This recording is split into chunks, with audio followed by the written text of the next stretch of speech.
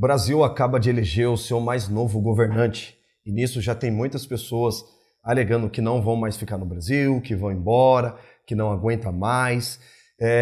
De fato, o resultado das eleições não agradou a maioria da população, principalmente os cristãos. Mas se nós olharmos para as Escrituras, nós vamos observar também que haviam governos opressores que tentavam de alguma forma fazer com que o povo de Deus pudesse influenciar e até mesmo avançar. Bom, se nós olharmos lá para a época do Egito, quem governava? Era Faraó.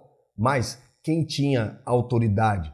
José e também Moisés. Então a gente vê através da vida daqueles dois homens que Deus os levantou para que eles pudessem manifestar o reino de Deus naquele lugar. Então a gente vê um governo opressor, mas em contrapartida haviam pessoas que se posicionaram para manifestar o reino de Deus. Então o Faraó, ele tinha o governo, mas a autoridade estava sobre a responsabilidade de José e também de Moisés. Da mesma forma, nós encontramos lá na Babilônia, quem governava era Nabucodonosor, mas quem tinha autoridade? Daniel, junto com seus amigos Sadraque, Mesaque e Abidnego. E ali eles não se contaminaram com a cultura daquela época, pelo contrário, eles mantiveram firmes os seus princípios diante de Deus e também diante do seu próprio povo. Foi por isso que Deus usou a vida, principalmente de Daniel, para manifestar o reino e influenciar o reino naquela sociedade corrompida.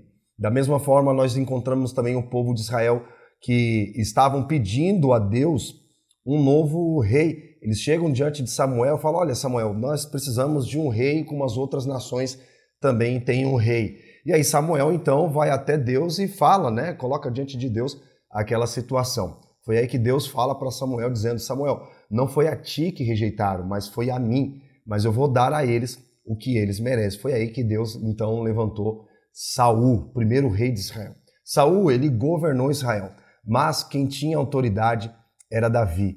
E nós olhamos o contexto e percebemos que quando o profeta Samuel foi encontrar o novo rei de Israel, foi até a casa de Jessé, e Jessé fez passar todos os seus filhos.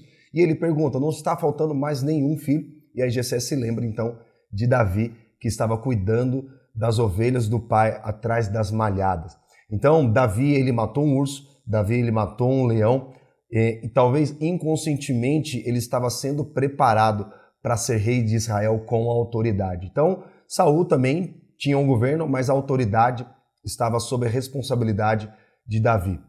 No mesmo contexto, na época de Jesus, quem governava era Herodes, Pôncio Pilatos, César, os romanos em si. Eles oprimiam o povo de Israel na cobrança de tributos e outras coisas semelhantes a essa. Nós percebemos então que esses homens romanos, eles tinham o governo sobre os israelitas, porém a autoridade estava sobre Jesus. E a gente encontra esse relato do centurião que pede para Jesus curar o seu servo, E aí ele fala para Jesus: olha, diga apenas uma palavra, o meu servo será curado, porque eu sou uma pessoa em posição de governo e quando eu digo para um vai, o outro vai, digo para o outro vem, ele vem, mas você tem uma autoridade que eu não tenho. Então, a gente percebe ali também que essas pessoas, elas estavam em posição de governo, mas não tinham autoridade. A autoridade estava sob a responsabilidade de Jesus. Então, o problema que nós podemos encontrar, principalmente no cenário atual e no futuro cenário atual do nosso país, é que existem e poderão existir pessoas em posição de governo, mas que não têm autoridade. A pergunta que fica dentro e diante desse cenário, qual é? Qual é o meu papel com relação a isso? Então, o problema é que existem muitas pessoas em posição de governo, mas que não têm autoridade.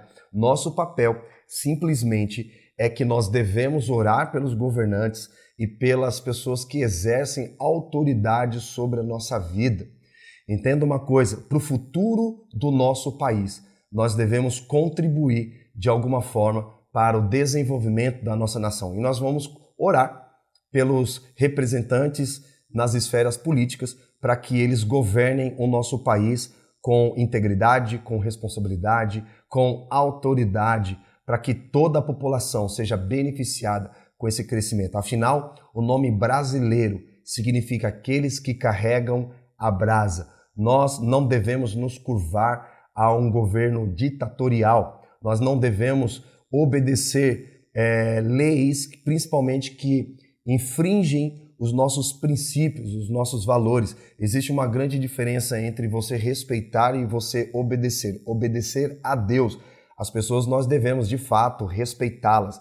Porém, se houver algo que infrinja os nossos princípios, nós, de fato, não devemos obedecer. Nós devemos, pelo contrário, nos posicionar com relação aos princípios e valores que permeiam o reino de Deus na sociedade. Também, nós não devemos impor religião sobre as pessoas, e muito menos o Estado deve excluir a religião do meio da sociedade, porque se nós olharmos o contexto todo, desde o Antigo Testamento até hoje, nós vamos perceber que o Evangelho ele trouxe transformações na sociedade. O Evangelho ele permanece firme, o Evangelho ele permanece poderoso. Reinados foram destruídos, impérios caíram, mas o Evangelho continuou permanecendo e transformando a vida de pessoas. O Estado não tem poder para transformar a vida de pessoas.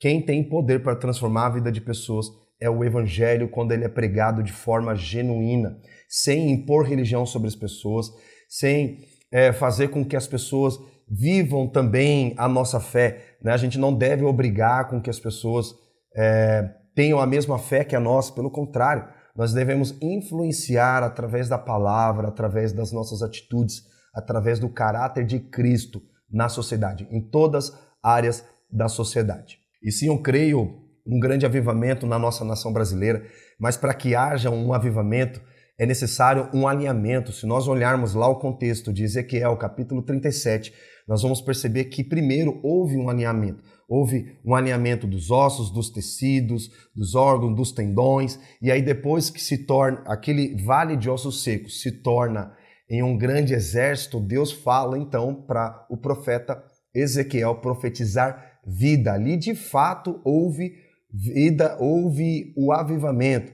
Não haverá avivamento sem que antes aconteça um alinhamento. Um alinhamento vem através de arrependimento.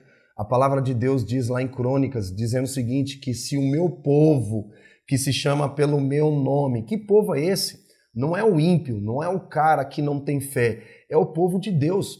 A gente sempre fica cobrando para que essas pessoas se arrependam, mas na verdade somos nós que devemos nos arrepender. Se o meu povo, o povo de Deus, se arrepender, se o meu povo que se chama pelo meu nome, se humilhar e orar e se desviar dos seus maus caminhos.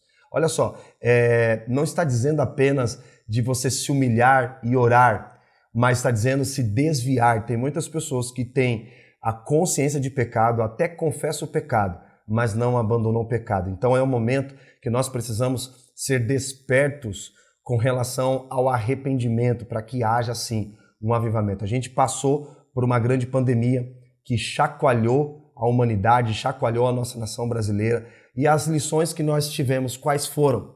O que nós aprendemos com a pandemia? E logo depois da pandemia nós enfrentamos uma guerra, né, a guerra da Ucrânia. Nós temos a eleição mais polarizada em toda a história da nossa nação brasileira. E nós não devemos deixar de se posicionar. Nós devemos sempre ser oposição, cobrar dos governantes, mas nós não devemos viver em função da política. Nós devemos contribuir sim para que as pessoas sejam transformadas na nossa sociedade, favorecer principalmente os mais vulneráveis, os pobres, ajudá-los, auxiliá-los, dando condições para que eles possam prosperar em todas as áreas da sua vida. E nós devemos orar sempre para que a nossa nação seja transformada. Você deve se engajar. Se tem um ponto importante que nós precisamos entrar agora é o engajamento bíblico, oração, continuar orando para que haja sempre uma reforma, haja sempre um alinhamento para Deus sempre derramar um avivamento sobre a nossa nação. Amém, queridos? Vamos continuar orando pela nossa nação brasileira, que Deus abençoe o Brasil, que Deus abençoe a esfera política, todas as esferas da sociedade para que haja uma transformação genuína. Tá bom? Um abraço e até o próximo vídeo.